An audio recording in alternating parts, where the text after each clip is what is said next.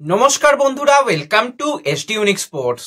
বন্ধুরা, এই ভিডিওতে আমরা কথা বলবো ইস্ট বেঙ্গলের লাস্ট ম্যাচ, এই বছরের মতন শেষ ম্যাচ এবং জয়ের হ্যাট্রিক করতে চাইবে অস্কার বাহিনী। তো দুটো দলের শক্তি দুর্বলতা নিয়ে কথা বলবো, বেস্ট প্লেইং 11 কি হতে চলেছে এই ম্যাচটার সেই নিয়ে কথা বলার সাথে সাথে কোন দলের জেতার সম্ভাবনা কতটা বেশি সেই নিয়েও আলোচনা করব আমরা এই ভিডিওতে। তার আগে একটাই রিকোয়েস্ট, চ্যানেলে যারা প্রথমবারের জন্য এসেছো মনে করে চ্যানেলটাকে সাবস্ক্রাইব করে নাও, তাহলে তোমাদের প্রিয় দলের খেলার সমস্ত আপডেট তোমরা এখানে পেয়ে যাবে। আর ভিডিওতে এগোনোর আগে একটা বিষয় নিয়ে একটুখানি তোমাদের সঙ্গে শেয়ার করে নিই। তোমরা রীতিমতন কম বেশি সবাই জানো যে ইস্ট বেঙ্গলের যে স্কিড ম্যানেজার রয়েছে তার একটা বিরাট বড় সমস্যা হয়েছে। আমি এখানে স্ক্রিনে সমস্ত ডিটেলস দিয়ে দেব। তোমরা মোটামুটি সায়ন্তিকার কথা সবাই শুনেছো, মাত্র 14 বছর বয়স, সে কিন্তু একটা কঠিন রোগে আক্রান্ত রয়েছে। তো সায়ন্তিকার ট্রিটমেন্টের জন্য একটা বিরাট টাকার প্রয়োজন রয়েছে, কিন্তু সেটা কোনোভাবেই জোগাড় করা একার পক্ষে সম্ভব নয়। সবাই মিলে যদি তোমরা এগিয়ে আসো তাহলে কিন্তু আমরা সায়ন্তিকার জন্য সেই কাজটা করতে পারি। কোনোভাবেই কিন্তু আমাদের কাউকে কোনো রকম পেমেন্ট করতে হবে না, পেমেন্ট করতে হবে কিন্তু অর্পণ দার কিন্তু সমস্ত ডিটেলস আমি দিয়ে দেব স্ক্রিনে। এছাড়া কিন্তু আমরা কমিউনিটি পোস্টও কয়েকদিন করতে থাকবো এবং ফেসবুকেও আমরা পোস্ট করতে থাকবো। যে যেরকম ভাবে পারো তোমরা সাপোর্ট করো, সাপোর্ট করলে কিন্তু ছোট্ট ফুটফুটে বোনটা কিন্তু খুব তাড়াতাড়ি সুস্থ হয়ে যাবে। আর ইস্ট বেঙ্গলকে যেহেতু তোমরা ভালোবাসো, একজন ইস্ট বেঙ্গলের মানে সবকিছু যা ইস্ট বেঙ্গল ঘিরে তাকে তোমরা একটু সাপোর্ট করো।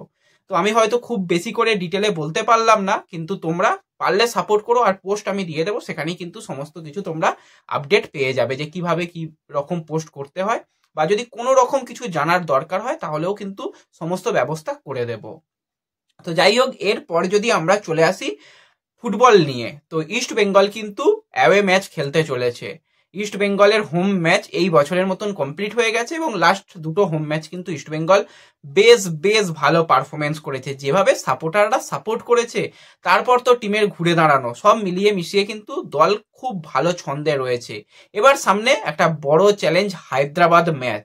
হায়দ্রাবাদ খুবই তাদের খারাপ অবস্থা, পয়েন্ট টেবিলের একদম তারা নিচের দিকের দল রয়েছে। ইস্টবেঙ্গলও ওই একই ব্যাপার, ইস্টবেঙ্গলও এখনো নিচের দিকে। পয়েন্ট হয়তো ইস্টবেঙ্গল কিছু পেয়েছে, লাস্ট কয়েকটা ম্যাচে ইস্টবেঙ্গল ভালো করেছে, কিন্তু যেভাবে এই বছরে পয়েন্ট টেবিলের লড়াই হচ্ছে সেখানে ইস্টবেঙ্গল অনেকটা এখনো পিছিয়ে রয়েছে। টপ 6-এ আসতে গেলে প্রত্যেকটা ম্যাচ কিন্তু ফাইনাল ম্যাচ হিসাবে দেখতে হবে এবং প্রতি ম্যাচেই পয়েন্ট চাই। তো সেইভাবেই কিন্তু অস্কার চেষ্টা করছে যে তার দলকে ভালো কিছু করানোর। অপরদিকে যদি হায়দ্রাবাদকে নিয়ে কথা বলি, হায়দ্রাবাদের হারানোর কিছু নেই। তারা কিন্তু ভালো খেলার চেষ্টা করবে যাতে পরের সিজনে কিছু প্লেয়ার ভালো দলে যেতে পারে, ভালো একটা দাম পেতে পারে, এবং হায়দ্রাবাদ এখান থেকে কামব্যাক করার আস্তে আস্তে চেষ্টা করবে। তাদের যেরকম বিদেশি প্লেয়ারদের নিয়ে আগেই আলোচনা করেছি, সেই বিদেশি প্লেয়াররাও কিন্তু ভালো কিছু করার চেষ্টা করবে যদি পরের সিজনে তাদের অন্য কোনো দল টার্গেট করে। কিছু প্লেয়ার ভালো প্লেয়ার রয়েছে ডিফেন্সে, যেরকম আমরা দেখে আসছি অ্যালেক্স হাজি দারুণ ডিফেন্স করছে, তার সাথে যে বিদেশি 7 ফুট হাইটের প্লেয়ার সেও কিন্তু মোটামুটি ভালো করছে। কিন্তু সমস্যা তাদের জায়গা হচ্ছে ওই ডিফেন্সই প্রচন্ড পরিমাণে ভোগাচ্ছে। তার সাথে সাথে আক্রমণে যারা অ্যাটাকিং লাইনে খেলছে তারা কিন্তু সঠিকভাবে গোল করতে পারছে না। এই জায়গাগুলোতে তাদের মূলত প্রবলেমের অনেক জায়গা রয়েছে। যদি আমরা সেই সব বাদ রেখে বলি তারা কোন জায়গায় চ্যালেঞ্জ ইস্টবেঙ্গলকে দিতে পারে, তাদের সব থেকে ভালো যে জায়গাটা রয়েছে, দুটো উইং ব্যাক, যারা উইং ব্যাক পজিশনে খেলবে সেই দুজন কিন্তু দারুণ। একদিকে আব্দুল রবি, অপরদিকে চুঙ্গামাদ, আরো কিছু রিজার্ভ টিমের প্লেয়ার যারা বেঞ্চ প্লেয়ার থাকে, তারা কিন্তু অবশ্যই চেষ্টা করবে যে ইস্ট বেঙ্গলের উপর প্রেসার ক্রিয়েট করা। ইস্ট বেঙ্গলের সাইড ব্যাকের একটুখানি সমস্যা হবে এই ম্যাচে, কারণ আমরা দেখছিলাম যেভাবে রাকিব নিজেকে তৈরি করেছে, নিজে কামব্যাক করেছিল, রাকিবের পারফরমেন্স এক কথায় আউটস্ট্যান্ডিং ছিল।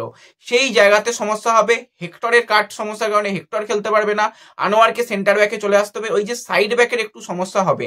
আমরা দেখছিলাম প্রভাত খেলছে, সবকিছু ঠিক আছে, কিন্তু প্রভাতের জায়গা দিয়ে বারবারই অন্য টিমগুলো প্রেসার করছিল। তো প্রভাত বা নিশু যেই খেলুক না কেন সেই জায়গা দিয়ে কিন্তু প্রেসার একটা আসতে চলেছে।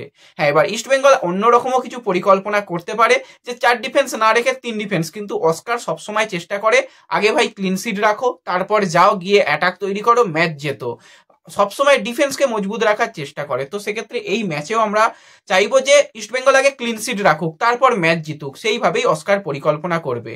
আর ইস্টবেঙ্গল দলের দুর্বল জায়গা বলতে ওই একটাই জায়গা মনে হয় আমার দুর্বল, এছাড়া ইস্টবেঙ্গলের দুর্বল জায়গা বলতে ইস্টবেঙ্গলের মাঝমাঠ কিছুটা দুর্বল হতে পারে, বল হোল্ড করে খেলার প্লেয়ারের অভাব। আগের দিনে জিকসান নেবে একটু তার অসুবিধা হচ্ছিল, কিন্তু আস্তে আস্তে ঠিক হয়ে গিয়েছিল। ওই বল হোল্ডের জায়গাটা যদি একটা ভালো কোনো প্লেয়ার আরো থাকতো তো ভালো হতো, ওই জায়গায় অপশন একটুখানি কম রয়েছে। এছাড়া ইস্টবেঙ্গলের আক্রমণ ভাগ দারুণ রয়েছে, ক্লেটন রয়েছে, ডিমি রয়েছে, ডেভিড রয়েছে, ভিজনু রয়েছে, তো অনেক অনেক অপশন আক্রমণ ভাগে রয়েছে। তো ওভারঅল কিন্তু ইস্টবেঙ্গল অন পেপার অনেক অনেক বেশি এগিয়ে থেকে শুরু করবে। এবার হায়দ্রাবাদকে হারাতে গেলে কিন্তু ইস্টবেঙ্গলকে একটু কঠিন চ্যালেঞ্জ হবে, কারণ হায়দ্রাবাদের যে মাঠ সেই গাচিবাউলি স্টেডিয়ামের অবস্থা খুবই খারাপ। এমনিতেই ইস্টবেঙ্গলের প্লেয়াররা যেভাবে ইনজুরি সমস্যা নিয়ে ভুগছে, তার উপর ওই মাঠে কতটা প্রেস করে ফুটবল খেলবে সেটাই হচ্ছে দেখার বিষয় থাকবে। প্রেসিং ফুটবল খেলবে না কাউন্টার অ্যাটাকিং ফুটবল খেলবে, নাকি ডিফেন্স করতে করতে গিয়ে অন্যরকম কিছু করবে, নাকি সেট পিসের উপর ভরসা করবে, সেই দিকে আমাদের নজর থাকবে। আর যদি আমরা কথা বলি দুটো দলের হেড টু হেডের রেকর্ড নিয়ে, তো আইএসএল এখন পর্যন্ত দুটো দল টোটাল 8 বার মুখোমুখি হয়েছে, 4 বার কিন্তু হায়দ্রাবাদ ম্যাচ জিতেছে, দুটো ম্যাচ ড্র হয়েছে। আর লাস্ট ইয়ার আমরা দেখেছিলাম লাস্ট সিজনে যে ইস্টবেঙ্গল দুটো ম্যাচে জিতেছিল, হোম ম্যাচও জিতেছিল, অ্যাওয়ে ম্যাচও জিতেছিল। তো অবশ্যই এই বছরও অস্কার চাইবে এই ম্যাচ থেকে পুরো 3 পয়েন্ট আনতে।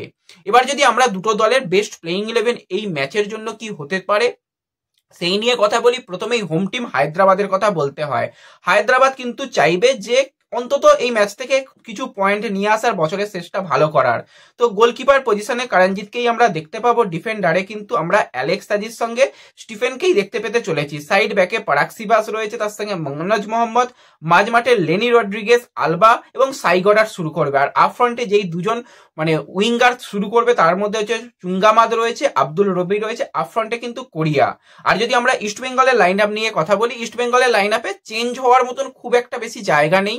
সাইড ব্যাকে প্রভাত শুরু করতে চলেছে, বা নিশু কুমার যদি ফিট থাকে নিশু কুমার শুরু করতে চলেছে। সেন্টার ব্যাকে সেক্ষেত্রে আনোয়ার চলে আসবে। মাঝ মাঠে কিন্তু অবশ্যই জিকসান প্রথম থেকেই খেলবে, এবং ভিষ্ণু এবং যদি মহেশকে দিয়ে শুরু করানো হয় অনেক ভালো। নন্দ কিন্তু কিছুটা সেলফিশ হয়ে গেছে, মানে নিজের কাছে বল রাখবো, নিজে সবকিছু করব।